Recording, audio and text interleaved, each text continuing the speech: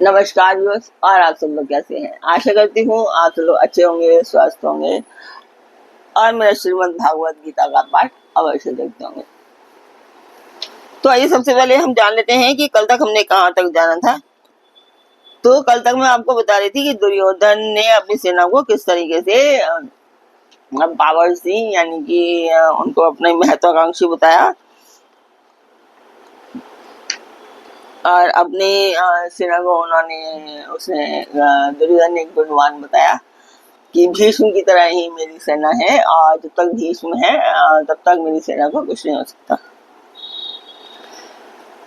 तो ये बता दूं कि ये पाठ एक शुभ कार्य है, मंदिर के लिए कर रही हूँ और इसमें मैं आप सब लोगों का सहयोग चाहती हूँ। ये मैं पहले से बताती आई हूँ, तो आप लोग आशा करती हूँ आप लोग सहयोग करेंगे। जो अभी तक आप मतलब उस लेवल तक मैं नहीं पहुंच पाई जहां तक होना चाहिए था मुझे। तो अब हम चलते हैं आज के पाठ पर, शुरू करते हैं।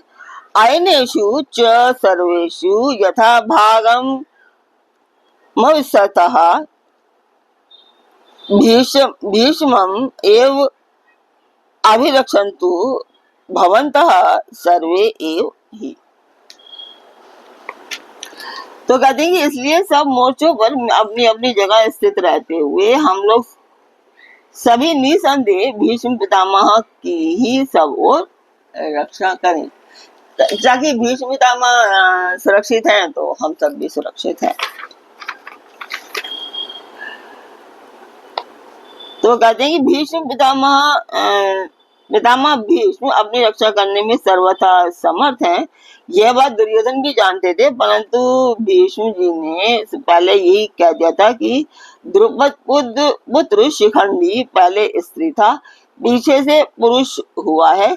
स्त्री रूप में जन्म होने के कारण मैं उसे अब भी स्त्री ही मानता हूँ। स्त्री जाति पर वीर पुरुष शस्त्र प्रहार नहीं करते, इसलिए वह सामने आ जाएगा तो मैं उस पर शस्त्र प्रहार नहीं करूंगा। इसलिए सारी सेना के एकत्र हो जाने पर दुर्योधन ने पहले भी सब योद्धाओं सहित दुशासन को सावधान करते हुए विस्तार पूर्वक यह बात समझा दी थी। तो भय की संभावना से दुर्योधन अपने पक्ष के सभी प्रमुख महारथियों से अनुरोध कर रहे हैं कि आप लोग जो जिस व्यू द्वार मोर्चे पर नियुक्त हैं, सभी अपने अपने स्थान पर दृढ़ता के साथ डटे रहें और पूरी सावधानी रखें, जिससे किसी भी व्यू द्वार से शिखंडी अपनी सेना में प्रविष्ट होकर भीष्म पितामह के पास ना पहुंच जाए। सामने आते ही उसी समय शिखंडी को मार भगाने के लिए आप सभी महारथी प्रस्तुत रहें, ताकि वो भीष्म पितामह के पास ना जाएगा और ना वो उसके ऊपर प्रहार कर नहीं पाएंगे और वो सेना हार जाएगी। शिखंडी को मार भगाने के लिए आप सभी महारथी प्रस्तुत रहें। यदि आप लोग शिखंडी से भीष्म पितामह को बचा लें तो फिर हमें किसी प्रकार का भय नहीं है, या फिर शिखंडी उनकी सेना में घुस करके भीष्म पितामह पे ही प्रहार ना कर दे। अन्य महारथियों को पराजित करना तो भीष्म के लिए बड़ी आसान बात है। वो यही है कि भीष्म पितामह ने एक स्त्री पर वार नहीं करना था और शिखंडी पहले स्त्री थे, बाद में पुरुष हुए थे।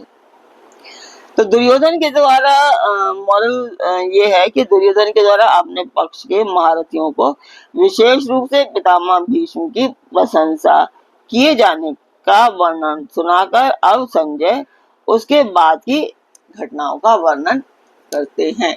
तो आज का पाठ मैं एक बार पूर्ण करूंगी। आपको मैं छोटे छोटे पाठ दे रही हूँ ताकि आपको इंटरेस्ट आए उसमें और आप सुन सकें उसको पाठ को अच्छे से। तो आज का पाठ मैं एक बार पूर्ण करती हूँ, कल फिर मिलेंगे एक नए पाठ में, एक नए मन एक नए तरंग के साथ। तब तक के लिए ओम कृष्णाय नमः।